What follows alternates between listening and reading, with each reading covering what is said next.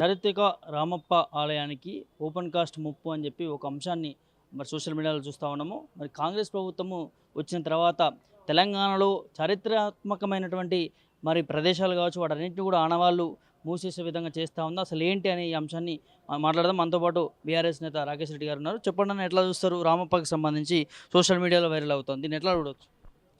కాకతీయుల కళా వైభవానికి, తెలంగాణ సాంస్కృతిక వైభవానికి పెట్టింది పేరు మన రామప్ప దేవాలయం. అద్భుతమైనటువంటి కట్టడాలు, అబ్బురపరిచేటువంటి సాంకేతిక పరిజ్ఞానము మన రామప్ప సొంతం. ప్రపంచ వారసత్వ సంపదగా యునెస్కో గుర్తించింది.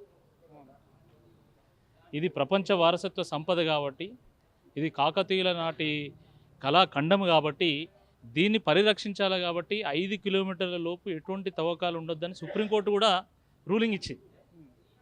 అయినా కూడా ప్రభుత్వము దీన్ని వినకుండా ఈరోజు దాని సమీపంలో ఓపెన్ క్యాస్ట్ మైనింగ్కి అనుమతి ఇవ్వడము ఇది చాలా దుర్మార్గం. ఇది మొన్నటిదానగా మన తెలంగాణ ఆత్మగౌరవమైనటువంటి కాకతీయుల కళావైభవానికి ప్రతీక అయినటువంటి కాకతీయుల కళాతోరణము ఉండొద్దు రాజముద్రలో అని చెప్పి వాదించారు. ఆల్మోస్ట్ నిర్ణయం తీసుకున్నారు. దాని తర్వాత మీరు కాకతీయుల కళాతోరణం కనుక తొలగిస్తే తప్పకుండా ఓరుగల్లు ప్రజలు తగిన శాస్తి చేస్తారని చెప్పి బీఆర్ఎస్ పార్టీ దాన్ని వ్యతిరేకించినటువంటి నేపథ్యంలో దాని మీద ఇప్పుడు ఏం నిర్ణయం తీసుకోకుండా ఉన్నారు. కానీ ఇప్పుడు మళ్ళీ రామప్ప దాన్ని గులగొట్టాలనే ఆలోచన ఏమైనా చేస్తున్నారా? ఎందుకంటే 5 కిలోమీటర్ల లోపును లేదా దాని సమీపంలో ఎక్కడైనా కనుక ఓపెన్ క్యాస్ట్ మైనింగ్ చేసినట్టయితే అది దేవాలయ పునాదులకు అది ప్రమాదం అవుతుంది. అద్భుతమైనటువంటి శాండ్ బాక్స్ టెక్నాలజీతో కట్టింది కాబట్టి వందల సంవత్సరాలు గడిచినా కూడా ఇప్పుడు చెక్కు చెదరకుండా ఉన్నది. సప్త స్వరాలను ఆ శిలలు మోగిస్తూ ఉంటాయి. అక్కడ రామప్ప దేవాలయంలో ఉపయోగించినటువంటి బ్రిక్స్ అవి రామప్ప చెరువులో తేలాడుతూ ఉంటాయి. శాండ్ బాక్స్ టెక్నాలజీతో కట్టింది. అంత అద్భుతమైనటువంటి కట్టడము ఓపెన్ కాస్ట్ మైనింగ్లో మీరు బాంబులు వాటి వీటిని ఉపయోగిస్తే తప్పకుండా పునాదులు కదులుతాయి. అది చెదిరిపోయేటువంటి అవకాశం ఉంది. యునెస్కో సైతం దాన్ని వారసత్వ సంపదగా గుర్తించింది అంటే దాన్ని పరిరక్షించడమే కాదు, దాన్ని ప్రమోట్ చేయాల్సినటువంటి బాధ్యత కూడా ప్రభుత్వం మీద ఉన్నది. కానీ దాన్ని మర్చిపోయి ఈరోజు కేవలము కొన్ని కమిషన్లకు కకృతిపడి దాన్ని ఓపెన్ క్యాస్ట్ మైనింగ్కి పర్మిషన్ ఇవ్వడం అనేది దీన్ని బీఆర్ఎస్ పార్టీ తీవ్రంగా వ్యతిరేకిస్తున్నది. ఆ స్థానికులందరూ కూడా వ్యతిరేకిస్తున్నారు. మొత్తం ఆ ప్రాంతం అంతా కూడా దుమ్మి ధూళితో నిండిపోయేటువంటి అవకాశం ఉంది. మొత్తం ఆ దేవాలయ ప్రతిష్ట కూడా మసకబారేటువంటి అవకాశం ఉంది. కేవలం ఇప్పుడు రామప్ప దేవాలయం విషయమే కాదు, ఇక్కడ ఆ పక్కనటువంటి రామప్ప చెరువు కానీ, లేకపోతే అటుపక్కనటువంటి కోటగుళ్ళు కానీ, దాని దగ్గరలో ఉన్నటువంటి లక్నవరం చెరువు కానీ, అనేక నీటి వనరులు సైతం మొత్తం కలుషితమయ్యేటువంటి అవకాశం కూడా ఉంది. పర్యాటక రంగం ఇప్పుడిప్పుడే అభివృద్ధి చెందుతుంది. అక్కడ చాలామంది దేశ విదేశాల నుండి కూడా వస్తున్నారు. ఆ పర్యాటక రంగం కూడా దెబ్బతినేటువంటి అవకాశం ఉంది. స్థానికులు మొన్న యునెస్కో గుర్తింపు వచ్చినప్పుడు ఏమనుకున్నారు, దీనివల్ల మా బతుకులు కూడా బాగుపడితే మాకు కొంత ఆదాయం వస్తుంది అని భావించారు. కానీ ఇప్పుడు మొత్తమే అసలు దీనికే ఎసరిస్తుంది కాంగ్రెస్ ప్రభుత్వము, దీనికి ఎసరు పెడుతుందని ఎవరు కూడా భావించలే. కాబట్టి అక్కడ ఉన్నటువంటి స్థానిక ప్రజలు, ఓరుగల్లు ప్రేమికులు, కాకతీయుల వారసులందరూ కూడా ఈరోజు అందరూ కూడా కోరుతున్నారు, ఎట్టి పరిస్థితుల్లో అక్కడ తవ్వకాలకు అనుమతించేది లేదు.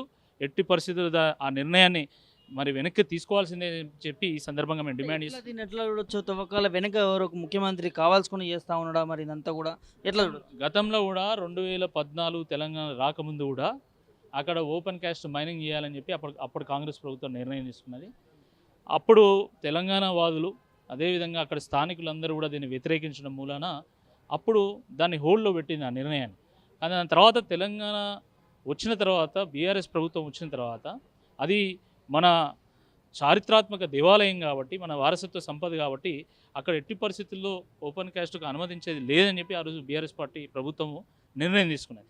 కానీ ఇప్పుడు మళ్ళీ కాంగ్రెస్ పార్టీ రాగానే అంటే వీళ్ళకి అక్కడ ఏదో ఒక వ్యాపారం చేయాలి, అక్కడ 4 కాసులు రాలనేటువంటి ఉద్దేశం తప్ప ఇంకా వేరే ఏం లేదు. ఒక కుట్ర ఇది. కాకతీయ ఆనవాళ్ళను తుడిచేసేటువంటి ఒక కుట్ర ఏమైనా జరుగుతుందా అనేటువంటి అనుమానం కూడా మాకున్నది. ఎందుకంటే కాకతీయ కళాతోరణం వద్దనేటువంటి వాడు ఎవడైనా ఉంటాడా అసలు ప్రపంచంలో? అది ఎంత అద్భుతమైనటువంటి ఒక స్ఫూర్తిదాయకమైనటువంటి ఒక నిర్మాణం, దాన్ని వద్దంటారు, దాన్ని తొలగిస్తామంటారు. ఇప్పుడేమో మళ్ళా ఇప్పుడు రామప్ప దేవాలయానికి ముప్పు తీసుకొచ్చేటువంటి ఒక నిర్ణయం కూడా తీసుకుంటారు. బట్ ఇది ఏదైనా కుట్ర జరుగుతున్నటువంటి అనుమానం కూడా ఈరోజు వరంగల్ వాసుల్లో ఉన్నది.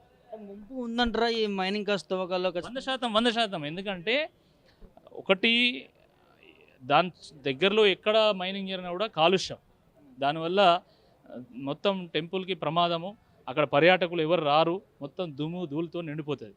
రెండోది ఏంటంటే ఆ క్యాస్టింగ్లో భాగంగా ఓపెన్ మైనింగ్లో భాగంగా మొత్తం బాంబులను అనేక పేలుడు పదార్థాలను కూడా ఉపయోగిస్తారు కాబట్టి మొత్తం అసలు టెంపుల్ యొక్క పునాదులు కదిలేటువంటి ప్రమాదం ఉన్నది.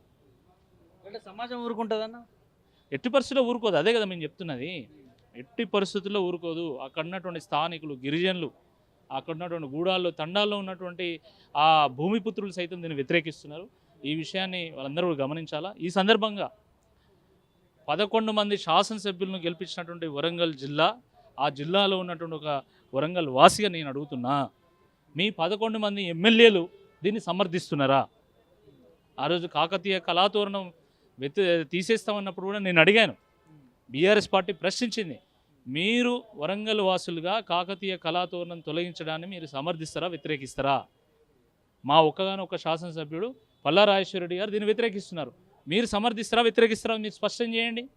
మీరు నిజంగా సమర్థించేటైతే ప్రజలు చూసుకుంటారు, దాన్ని ప్రజలు చూసుకుంటారు తప్పకుండా.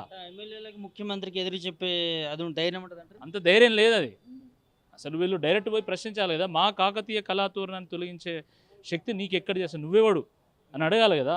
వందల వేల సంవత్సరాల నుంచి వస్తున్నటువంటి వారసత్వ సంపదను మీరు ఎట్లా తొలగిస్తారండి? ఈరోజు రామప్ప దేవాలయం, దాన్ని పరిరక్షించాల్సినటువంటి బాధ్యత ప్రభుత్వం మీద ఉంది. ముఖ్యమంత్రి గారికి మరి ఎవడు సలహా ఇస్తాడో ఇలాంటివన్నీ అని మాకైతే అర్థం కాదు. అంటే ఆయన ఫైట్ చేసి వచ్చినా అని చెప్తాడు. ఫైట్ చేసి వచ్చినోడికి మొత్తము చరిత్ర మీద అవగాహన ఉండాలా, ప్రజల సెంటిమెంట్ మీద అవగాహన ఉండాలా. కానీ అవి ఏవి పట్టించుకోకుండా ఈరోజు చేస్తున్నాడు అంటే ఎవడో తలకు మార్చినోడు ఎవడో సలహా ఇస్తున్నట్టున్నాడు. మరి అది రైటా రాంగా అని తేల్చుకోవాల్సినటువంటి బాధ్యత ఈయన మీద ఉంటుంది. ఎవడు సలహా ఇస్తే వాడిని నువ్వు ఇంప్లిమెంట్ చేస్తే మరి నువ్వెందుకు ముఖ్యమంత్రి? అందుకే గుంపు మేస్త్రి అన్నవా అనే అనుమానం ఉన్నది. గుంపు మేస్త్రి పరిపాలన ఎట్లుంటుంది అంటే ఇట్లా ఉంటుంది. మన ఆనవాళ్ళని మనం చెరిపేసుకోవడం, మన నాగరికతకు మనం నిప్పు పెట్టడం, ఇది అంతే కదా. మనం ఎక్కడి వాళ్ళ, మనం కాకతీయ వారసులం కాదా? అంటే నువ్వు మన వారసత్వ సంపదానికే నువ్వు నిప్పు పెడుతున్నావు అంటే ఖచ్చితంగా ఎవడో తలకు మార్చినట్టు సలహా ఇస్తున్నాడు. నీకు తెలియలేదు కాబట్టి నువ్వేమన్నా దాన్ని వాడుకుంటున్నావేమో అంటే ఆలోచన కూడా ఈరోజు ప్రజల్లో చర్చ జరుగుతుంది. మొన్న మూసి ప్రక్షాళన అని చెప్పి ఒక పెద్ద తెరను ముంగడు తీసుకొచ్చారు. ఇంకోటి హైడ్రా కూడా చూస్తూ ఉన్నాము. ఇవాళ నోటీసులు ఇవ్వకుండా పేదల ఇళ్ళను కూల్చేస్తూ ఉన్నాం. దీన్ని ఎట్లా ఖండిస్తారు బీఆర్ఎస్ పార్టీ? ఇది ఒక తెలివి తక్కువ చర్య. ఇది ప్రభుత్వం ఎప్పుడు కూడా నిర్మాణాలను కోరుకోవాలి తప్ప కూల్చివేతలను కోరుకోకూడదండి. కూల్చివేతలను కోరుకోకూడదు. అంటే ఇంతమంది ముఖ్యమంత్రులు అంతా తెలివి తక్కువ ముఖ్యమంత్రి, నువ్వు ఒక్కడే తెలివైన ముఖ్యమంత్రివా? ఇంతమంది ఐఏఎస్లు ఐపీఎస్లు అంతా తెలివి తక్కువలు, ఒక రంగనాథ్ ఒక్కడే తెలివైనోడా? ప్రభుత్వమే పట్టాలిచ్చింది కదా. మీ కాంగ్రెస్ ప్రభుత్వం పట్టాలిచ్చినటువంటి ప్రాంతాల్లో కూడా మీరు కూల్చివేతలు చేపడతారా? అసలు మీది ఏం ప్రభుత్వం? మీకంటూ ఒక వైఖరి ఉన్నదా? ఏం చేద్దామనుకుంటాను అసలు తెలంగాణను? ఏం సాధిస్తారు? పేద ప్రజలు కన్నీరు పెట్టేటువంటి నిర్ణయాలు తీసుకుంటే ఆ ప్రభుత్వం మనుగడ సాగిస్తుందా? అసలు ఇంతమంది పేదల యొక్క కన్నీళ్ళకు కారణమైనటువంటి ఈ ప్రభుత్వానికి తప్పకుండా ఆ పాపం తగులుతుంది. నేను చెప్తున్నా, వేల మందిని ఈరోజు నిర్వాసితులు చేస్తున్నారు. వాళ్ళు ఎక్కడికి పోవాలి? వాళ్ళ పిల్లలు ఏం కావాలి? ఆ ఇంట్లో ఉన్నటువంటి పెద్దవాళ్ళు ఏం కావాలి? ఈరోజు ఎంతోమంది పేషెంట్స్ కూడా ఉన్నారు, షుగరు బీపీలతో సఫర్ అవుతున్నటువంటి వాళ్ళు చాలామంది ఉన్నారు. వాళ్ళందరూ ఎక్కడ బతకాలి? So this will lead to an unlimited social problem. It will create social unrest. ఆ కనీస అవగాహన లేకుండా ఈరోజు ప్రభుత్వం నిర్ణయం తీసుకోవడం. అసలు నీకు చట్టబద్ధత ఉందా? హైడ్రాకి చట్టబద్ధత ఉంది. ఎక్కడ చట్టం చేసినావు నువ్వు? ఏ చట్టం ప్రకారం మీరు కూలుస్తున్నారు? జిహెచ్ఎంసీ కౌన్సిల్లో అసలు నిర్ణయం జరిగిందా? చర్చ జరిగిందా? జిహెచ్ఎంసీ కౌన్సిల్ దీన్ని అప్రూవ్ చేసిందా? అప్రూవ్ చేయకుండా నువ్వు ఎట్లా తీసుకుంటావు?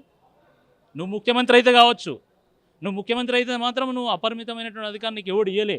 నా ఇష్టం వచ్చినట్టు నేను కూలగొడతా, నీ ప్రభుత్వాన్ని ప్రజలు కూలగొట్టేటువంటి రోజు వస్తుంది, గుర్తుపెట్టుకో. నువ్వు వీళ్ళ ఇళ్ళను కూల్చుడు కాదు, ఆ ప్రజలే నీ ప్రభుత్వాన్ని కూల్చేటువంటి రోజు దగ్గరలోనే ఉంది. ఇది చాలా దుర్మార్గం. మీకు ప్రజలు అధికారం ఇచ్చింది మంచి పరిపాలన చేయడానికి, అంతేగాని ప్రజల ఆస్తులను ధ్వంసం చేయడానికి, ప్రైవేట్ ఆస్తులను ధ్వంసం చేయడానికి కాదు. ప్రజల ఆస్తులకు, ప్రైవేట్ ఆస్తులకు నువ్వు ధర్మకర్త ఉండాలి. కానీ ఈరోజు ఏం చేస్తున్నావు? నువ్వు కూల్చివేతలు. వాళ్ళందరూ ఎక్కడ ఉండాలి? వాళ్ళకి ఇల్లు కట్టించినావా నువ్వు? మేము చెరువుల పరిరక్షణకు మేము వ్యతిరేకం కాదు, మేము పరిరక్షించాలా. కబ్జా కోర్లను జైలు వేయండి, శిక్ష విధించండి, మేము దాని వ్యతిరేకం కాదు. కానీ పేద ప్రజలకు ప్రత్యామ్నాయ మార్గాలు చూపెట్టకుండా మీరు ఎట్లా హైడ్రా చేపడతారు? ఇది చాలా దుర్మార్గము. పేద ప్రజలు కన్నీరు గారుస్తున్నారండి పాపం. నిద్ర ఉండడం లేదు. ఏ సమయంలో ఏ బుల్డోజర్ వచ్చి మా ఇల్లు కూలగొడుతుంది అనేటువంటి ఒక భయం గుప్పిట్లో ఈరోజు బతుకుతున్నారు. కాబట్టి చాలా దుర్మార్గం. మీరు బీఆర్ఎస్ పార్టీని విమర్శిస్తారా? విమర్శించండి. ప్రతిపక్షమైనటువంటి మా మీద ఏమేం చేయాలంటే మీరు చేయండి. కానీ మా పేరు మీద మీరు పేద ప్రజల్ని హింసిస్తే మాత్రం తప్పకుండా ఆ ప్రజలు మిమ్మల్ని శిక్షిస్తారనేటువంటి వాస్తవాన్ని సాధ్యం అంటారు అన్న. అంటే నెల రోజుల నుంచి సాగుతూ ఉన్నాయి కూల్చివేతలు. అది సాటర్డే సండేనే కూల్చివేస్తూ ఉన్నారు ఎక్కువ శాతం కూడా. కోర్టు పోకుండా ప్రజల యొక్క ప్రాథమిక హక్కులకు కూడా భంగం కలిగే విధంగా ప్రజలు కనీసం కోర్టును ఆశ్రయించే అవకాశం లేకుండా వీకెండ్లో చేస్తారు. నేను ఒకటే విషయం అడగదలుచున్నా, పేదలకు ఒక న్యాయం, పెద్దోళ్ళకు ఒక న్యాయమా? ఇదేనా ప్రజాపాలన? నీ అన్నకో తమ్ముడికో నువ్వు 30 రోజులు నోటీస్ ఇస్తావు, పేద ప్రజలకు 30 నిమిషాలు నోటీస్ కూడా ఇవ్వకుండా నువ్వు కూల్చివేస్తావా? ఏంది దుర్మార్గం? అసలు రాష్ట్ర ముఖ్యమంత్రిని జైల్లో పెట్టాలా? నిజం చెప్తున్నా. చట్టానికి వ్యతిరేకంగా కూలుస్తున్నావు నువ్వు. నీకు ఏ చట్టం ఆధారంగా కూలుస్తున్నావు చెప్పాలా? చట్టం చెప్పిందా కూల్చామని? చట్టం నోటీస్ ఇవ్వమని చెప్పలేదా? నువ్వు నోటీస్ ఇవ్వాలి కదా. నోటీస్ ఇచ్చినాక ప్రజలు కోర్టుని ఆశ్రయిస్తారు, కోర్టు న్యాయం చెప్తుంది. నువ్వెవడు అసలు? పట్టాలు ఉన్నటువంటి ల్యాండ్లు కూడా నువ్వెవడు కూల్చడానికి? నీకేం అధికారం ఉన్నదని అడుగుతున్నా. అరే ప్రభుత్వాలే పేద ప్రజలు పాపం 20 ఏళ్ళు 30 ఏళ్ళుగా ఉంటున్నారు కాబట్టి వీళ్ళకి పట్టాలు ఇవ్వాలని చెప్పి ప్రభుత్వం పట్టాలు ఇచ్చిందండి. కాంగ్రెస్ ప్రభుత్వం కూడా ఇచ్చింది. పీజేఆర్ ఆయన పేదోళ్ళ గుడిసెలు పరిరక్షించడానికి సొంత పార్టీతో కొట్లాడి, సొంత ప్రభుత్వంతో కొట్లాడాడు. నువ్వు ముఖ్యమంత్రి ఉండి ఆ గుడిసెలను కూల్చేటువంటి ఒక ప్రయత్నం చేస్తావు. ఎందుకు ఈ హైడ్రా తెర? ఎవరు దీని వెనుక ఎవరు ఉండొచ్చు అనుకో? హైడ్రా పేరు మీద హైడ్రామా క్రియేట్ చేయడము, హై లెవెల్ కమిషన్లు దండుకోవాలనే ఆలోచన చేయడం తప్ప ఎక్కడ కూడా అందులో హై లెవెల్ థింకింగ్ లేదు, హై లెవెల్ ఎజెండా కూడా లేదు.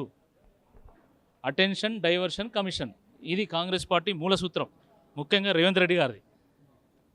అటెన్షన్ క్రియేట్ చేసుకోవాలా, ఇష్యూస్ని డైవర్ట్ చేసుకోవాలి, 4 పైసలు దండుకోవాలి. ఈ ఆలోచనతోనే రేవంత్ రెడ్డి గారు ఇది చేపడుతున్నారు. ఇది చాలా దుర్మార్గం. నేను చెప్తున్నా ఖచ్చితంగా ఈ హైడ్రానే మీకు ఒక పిరంగి గుండె పేలుతుంది మీ ప్రభుత్వం మీద. ఇది మీరు గుర్తుపెట్టుకోవాలి. ఈరోజు మీరు ఒక రాక్షస ఆనందం, పైశాచిక ఆనందం పొందుతున్నారు. కానీ ఇదే మీకు రివర్స్ అవుతుంది, ఇదే బూమరాంగ్ అవుతుంది అన్నటువంటి వాస్తవాన్ని గ్రహించాలా. ప్రభుత్వాలు ఉన్నది ప్రజల కోసం అండి. ఆ ప్రజలను కన్నీరు పెట్టించిన నీ ప్రభుత్వం ఉంటే ఎంత పోతే ఎంత. కాబట్టి ఇది కరెక్ట్ కాదు. ఇది